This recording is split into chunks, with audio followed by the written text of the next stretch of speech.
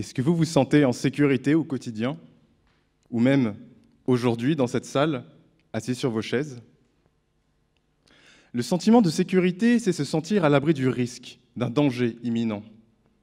Par exemple, si vous regardez au-dessus de vos têtes, le plafond, avez-vous eu peur qu'il s'écroule sur vous depuis que vous êtes arrivé? A priori, non. Et cette confiance, elle vous vient en partie de l'architecte et des ouvriers qui ont construit ce bâtiment.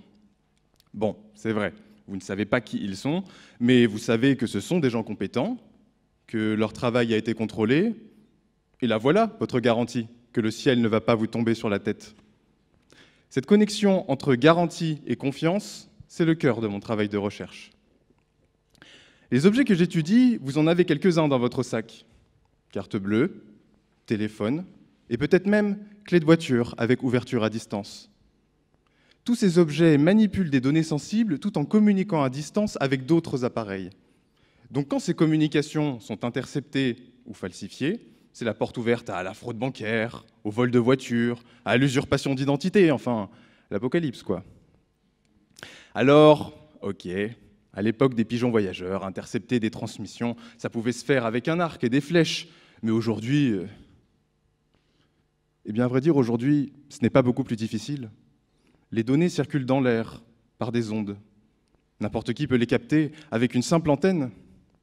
Donc mon travail, c'est d'analyser la façon dont vos objets communiquent, afin de donner une garantie que, même si un pirate les espionne, il ne pourra pas en extraire des données sensibles vous concernant. Mais on a un petit problème. Je suis censé envisager toutes les façons dont pourrait se dérouler une transmission avec laquelle un pirate interférerait. Et concrètement, ça représente des millions de cas à envisager et facilement toute une vie de travail avant d'en voir le bout. Au quotidien, je travaille donc surtout à développer un programme qui effectue ce genre d'analyse à ma place. Parce que bon, niveau vitesse, je suis quand même loin derrière les ordinateurs. Mais en fait, même pour eux, la tâche est si astronomique que des années de calcul ne sont parfois pas suffisantes. Et c'est pour ça que l'humain reste utile. Je développe de nouvelles techniques, recherchant les failles de sécurité plus intelligemment, et ainsi beaucoup plus rapidement. Finalement, on se complète assez bien, l'ordinateur et moi, et ensemble, nous pouvons analyser, protéger des systèmes plus complexes, qui pourront alors être déployés dans vos vies quotidiennes.